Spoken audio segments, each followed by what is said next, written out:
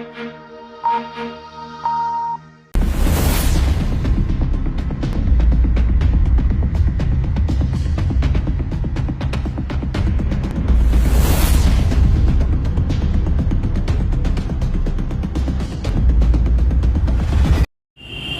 विधानसभा के सामने सपा का धरना प्रदर्शन था, लेकिन सपा कार्यालय से चलकर अखिलेश यादव अपने विधायकों के साथ वो बंदरियाबाद तक आए और वहीं पर धरने पर बैठ गए।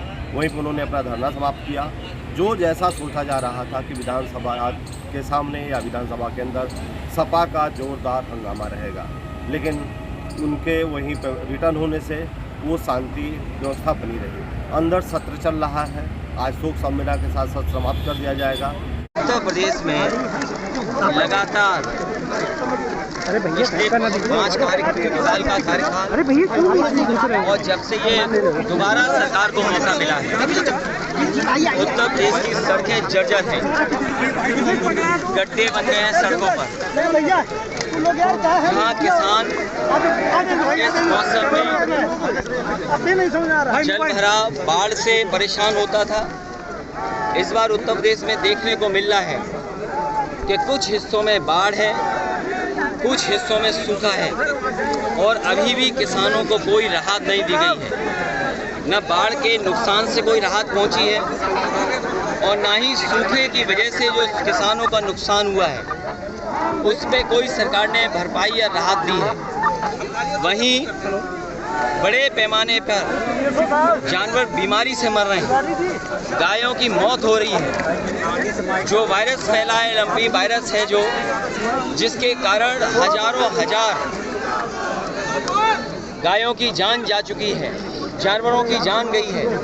अभी सरकार ने कोई मदद नहीं की, न उन जानवरों की देखभाल के लिए सरकार कुछ कर पाई है और लगातार महंगाई बढ़ा रही है सरकार। ये डबल इंजन की सरकार, जिसे मौका जनता ने उत्तर प्रदेश में भी दिया और दिल्ली में भी बहुमत मिल गया, लेकिन आप देखिए लगातार महंगाई बढ़ी है। इतनी महंगाई जो जनता को सामना करना पड़ा, जनता पिस गई है महंगाई में। और कानून व्यवस्था इतना कभी बर्बाद नहीं हुआ होगा।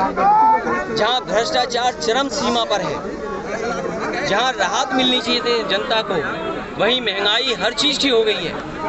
कोई कल्पना नहीं कर सकता था कि भारत जैसा ग्रामीण देश में दूध पर, दही पर, घी पर जीएसटी लग जाएगी। और न केवल जीएसटी लगाई है, बल्कि खाने पीने की चीज़ें लगातार महंगी होती जा रही हैं। और जो इन्होंने सपने दिखाए थे नौकरी और रोजगार के, आज जो संसाधन सरकार को जुटाने चाहिए थे वो संसाधन नहीं जुटा पा रहे हैं। बड़े पैमाने पर बेरोजगारी बढ़ी है, रोजगार छीने जा रहे हैं। प्राइवेटाइजेशन कर करके जो संविधान ने अधिकार दिए पिछड़ों को, दलितों को, गरीब को, वो भी अधिकार छीने जा रहे हैं। कोई विभाग नहीं बचा जो सरकार बेच न रही हो। रेलवे बिक गया, हवाई जहाज एयरपोर्ट बिक गए। जहां पर बड़े पैमाने पे नौजवानों को नौकरी रोजगार मिल जाने चाहिए थे, वो सब खत्म कर दिए गए। फौज की कोरोना की वजह से भर्ती बंद की, लगातार महंगी होती जा रही हैं। और जो इन्होंने सपने दिखाए थे नौकरी और रोजगार के, आज जो संसाधन सरकार को जुटाने चाहिए थे वो संसाधन नहीं जुटा पा रहे हैं। बड़े पैमाने पर बेरोजगारी बढ़ी है, रोजगार छीने जा रहे हैं। प्राइवेटाइजेशन कर करके जो संविधान ने अधिकार दिए पिछड़ों को, दलितों को, गरीब को, वो भी अधिकार छीने जा रहे हैं। कोई विभाग नहीं बचा जो सरकार बेच न रही हो। रेलवे बिक गया, हवाई जहाज एयरपोर्ट बिक गए। जहां पर बड़े पैमाने पे नौजवानों को नौकरी रोजगार मिल जाने चाहिए थे, वो सब खत्म कर दिए गए। फौज की कोरोना की वजह से भर्ती बंद थी, भर्ती नहीं हो रही। और जिस रूप में ये लेकर के आए अग्निवीर, कोई नौजवान उससे संतुष्ट नहीं है। जिस समय नौजवान निकले थे उस समय उन पर झूठे मुकदमे लगा दिए गए। अभी फर्रुखाबाद में भर्ती शुरू हुई है। 1,13,000 से ज़्यादा नौजवानों ने, 12 जिले के लोगों ने फॉर्म भरे हैं, लेकिन सरकार पीठ मोड़ लेती है जब उनसे पूछा जाए कि आखिरकार कितनों को अग्निवीर में भर्ती करोगे। तो रोजगार ठप, नौकरी नहीं, किसान बर्बाद। और अभी भी गन्ने के किसानों का बकाया है चीनी मिलें किसानों का गन्ने की कीमत नहीं दे पा रही हैं, बिजली महंगी हो गई है, जर्जर हो गए ट्रांसफार्मर। जो कैपेसिटी सरकार को बढ़ानी चाहिए थी वो कैपेसिटी नहीं बढ़ा पा रही। इसलिए समाजवादी पार्टी पहले भी इन सवालों पर धरना देना चाहती थी। हमारे विधायक जाकर के सदन के में बैठ कर के और सदन के बाहर धरना देना चाहते थे, सरकार ने रोक लिया। आज जब हम सब लोग पैदल जाना चाहते थे उस समय भी रोका गया है। आखिरकार ये कैसी सरकार है जो विधायकों को, पूर्व मंत्रियों को, कई बार के विधायक हैं, पूर्व स्पीकर हैं, बड़े बड़े पदों पे पूर्व में लीडर ऑपोजिशन रहे, वो सब साथ हैं, उनको सदन में नहीं जाने दे रहे। आखिरकार सदन में जाकर के हम अपनी जनता की तो बात उठाते हैं। आखिरकार सरकार क्यों नहीं फेस करना चाहती है? और सरकार इसलिए नहीं फेस करना चाहती है क्योंकि हर मुद्दे पर सरकार असफल हुई है। लेकिन लोकतंत्र के मूल्यों को बचाने के लिए समाजवादी पार्टी इसी तरह यही सड़क का रास्ता अपनाएंगे। जब सदन में इन्होंने नहीं जाने दिया तो सदन चला करके वंदे मातरम से शुरुआत कर करके और हमारे जो विधायक अरविंद गिरी जो हमारे बीच नहीं रहे उनकी भी शोक सभा कर करके खत्म की है। और अगली रणनीति क्या होगी वो भी हम लोग विधायक बैठ करके तय करेंगे। ये जानवर, गाय, भैंस और जानवरों को बड़े पैमाने पर नुकसान हुआ है, जाने गई हैं। सरकार ये बताए कि जानवरों की बीमारी को बचाने के लिए आपने क्या व्यवस्था की है। इस सरकार में न केवल जानवरों की जान जा रही है, गरीब अगर इलाज कराना चाहेगा तो इलाज नहीं हो रहा।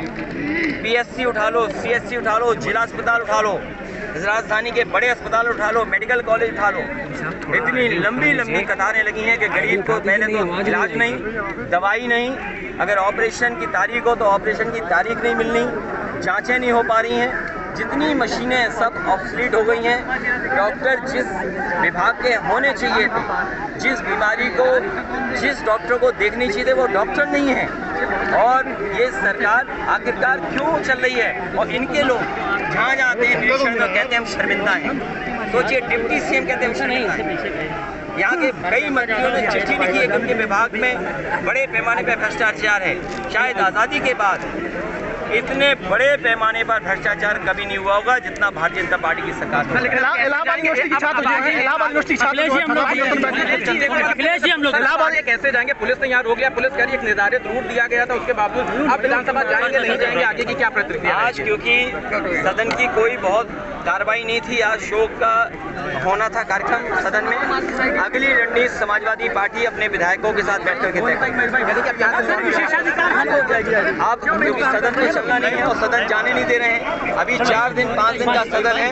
समाजवादी पार्टी रणनीति बना करके आगे का फैसला लेगी कि क्या होना है। इलाहाबाद यूनिवर्सिटी के बच्चे छात्र बैठे हैं, उनका कहना चाहते हैं सरकार को जो सरकार फीस पर नियंत्रण रखे और गरीब बच्चों की पढ़ाई फ्री कैसे हो सके उस दिशा में दोनों सरकारों को फैसले लेने चाहिए। हमारे विधायक तय करेंगे कि विशेषाधिकार है, अगर आप सदन में नहीं जाने देना चाहते हैं। हम सब सदस्य और सदस्यों को इसलिए रोक रहे हैं कि वो अपनी आवाज उठाएंगे, जनता की बात को रखेंगे। हमारी पार्टी विशेषाधिकार जो हनन हो रहा है हमारे कल की कार्रवाई में देखते हैं क्या होता है, कल क्या मौसम रहता है, कैसी सपा की रणनीति रहती है, हंगामेदार होता है या नहीं होता है, या शांति से सदन चलने पाती है। विजय पांडे, लखनऊ से जनवाड़ी।